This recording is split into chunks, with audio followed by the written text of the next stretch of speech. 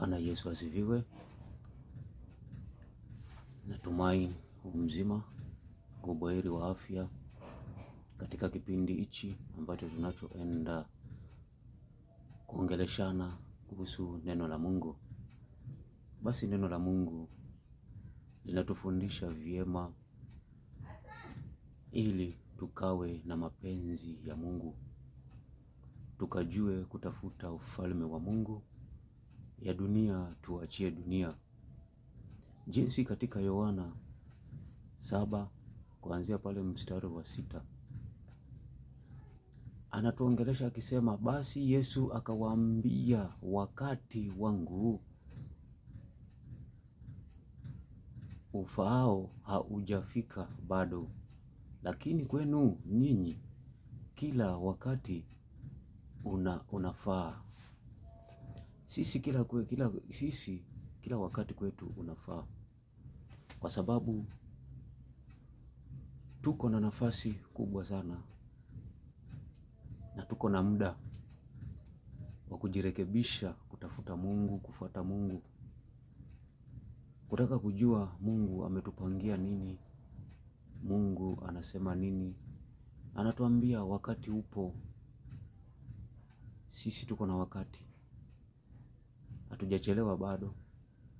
Tuko na wakati wa kuongelesha Mungu, wa kusema na Mungu, wa kuambia Mungu shida zetu, wa kuambia Mungu matatizo yetu. Bado wakati upo, muda upo, haujachelewa ndugu, haujachelewa dada. Kwa hivyo nafasi ni yako ya kuongelesha Mungu, nafasi ni yako ya kumrudia Mungu. Kama kuna mahali umekosea, ukaweza kumrudia Mungu. Tuko katika mwaka huu wa 26, tumetoka mwaka wa 25, tumeanza mwaka wa 26. Tuko katika tarehe 2 hii ya Januari. Kama kuna mahali popote umetenda dhambi, umekosea Mungu, umekosea ndugu yako, umekosea jirani yako, basi ukafungue roho yako ili ukamrudie Mungu, mkasameane, wewe na ndugu yako, wewe na jirani yako, wewe na yule ambaye mliokuwa mmetengana kitambo, mkaweze kusameana. Hebu tukarudi katika maandiko, tusome pale katika maandiko. Nadhani wacha ni zoom tukaweze kusoma sote kwa pamoja.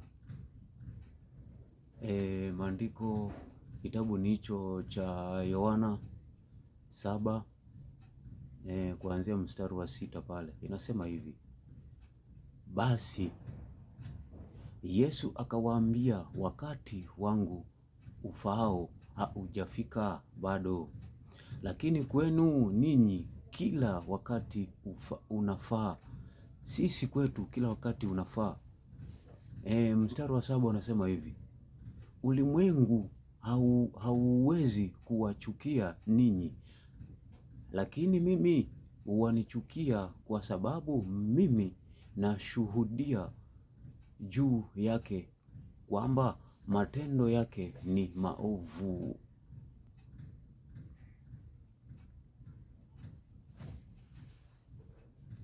Tumeanza na mstari wa 6, unatuambia wakati wetu upo, hatujachelewa, upo. Kwa hivyo ni sisi tu kujua tutautumia vipi huo wakati wetu, huo muda tulio nao katika maisha haya, huo muda tutautumia vipi? Maana tumeona 2026, huo ni muda bado tumepewa.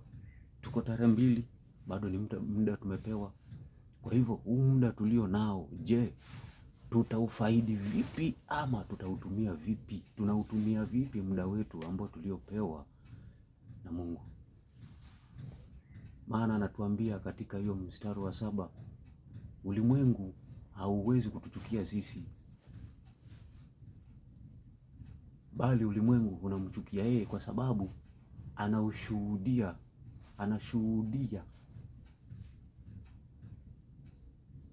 Ndio anasema nini? Anasema hivi: lakini mimi wanichukia kwa sababu mimi. Hebu twende hapo. Mstari wa 7, mstari wa 7 anasema hivi, ulimwengu hauwezi kuwachukia nyinyi, lakini mimi wanichukia kwa sababu mimi ngoja nirudishe vizuri ili tuone vizuri sote. Mimi nashuhudia juu yake kwamba matendo yake ni maovu. Matendo yake ni maovu, matendo yake ni maovu. Ndio maana ulimwengu unamchukia. Sisi wanadamu twamchukia, hatutaki kusikia, kwa sababu matendo yetu ni maovu. Tukianza kusikia neno la Mungu tunaona ni kama anatukosea, lakini matendo yetu ni maovu. Sisi kama watumishi, ile ndio jukumu letu sasa, ya kufundisha yale mambo mema. Manake muda bado tunao, tunafaa kutufundishe mambo yale mema, matendo mema. Yale matendo maovu Mungu ameona, ndio maana ulimwengu haumpendi. Ulimwengu haumpendi yeye, lakini unapenda mwanadamu, kwa sababu mwanadamu anashuhudia, ana muda wa kufanya mambo ambayo yasiokuwa mazuri, mambo yasiyopendeza. Leo hii sisi watumishi, badala tufundishe watu mambo yaliyo mazuri, tumeanza kuangalia ubinafsi wetu. Tunajiangalia sisi wenyewe, vile tutakavyofaidika, vile tutakavyoendelea, vile tutakavyonunua manyumba, vile tutakavyonunua magari. Haya ndo mambo sasa tunayoshughulikia.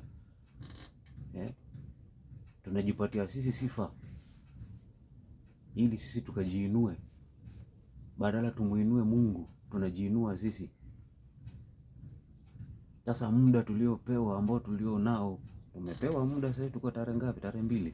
Sasa huo muda, badala ya kumtukuza Mungu, sisi tunatafuta njia zenye confuse wanadamu, ili mwanadamu ndio akupatie kile chenye wewe unaweza pata, hata upate riziki. Ila hali Mungu alisema asiyekula, asiyefanya kazi asile. Na akatuambia anajua tangu tukiwa tumboni mwa mama yetu, alijua tutakula vipi na tutavaa vipi. Sasa mbona tubuni? Mbona tuanze kujihangaisha badala tufunze ile kweli? Tunapotosha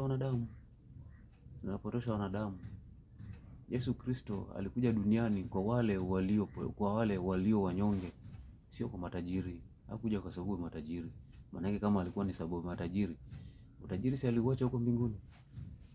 Utajiri upo hapo nao tayari mwenyewe, lakini alikuja kwa wale walio wanyonge. Leo hii mtu akiwa tajiri anahitaji Mungu kweli? Hawezi kuwa na shughuli na Mungu, kwa sababu yeye pesa anayo, magari anayo, nyumba anazo. Mungu ni wa nini? Na kila kitu alikuwa anahitaji ako nacho. Lakini kwa kuwa sasa wewe ni hoya hai, ndio kila siku inabidi uamke ukimlilia Mungu. Waambie Mungu, nikumbuke na mimi. Kwa hivyo hapo ndo penye Mungu anapenda, kwa sababu uko na unyenyekevu wa kumtafuta Mungu. Sasa ule muda ambao tulio nao sisi ni muda tumtafute Mungu.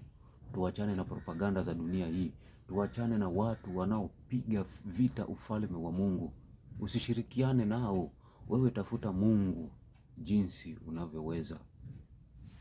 Natumai mahali pote utakaposikiliza kanda hii, basi na ukaweza kumtafuta Mungu, ukajua Mungu anahitaji nini. Maana ametupatia muda tunao wa kumtafuta Mungu.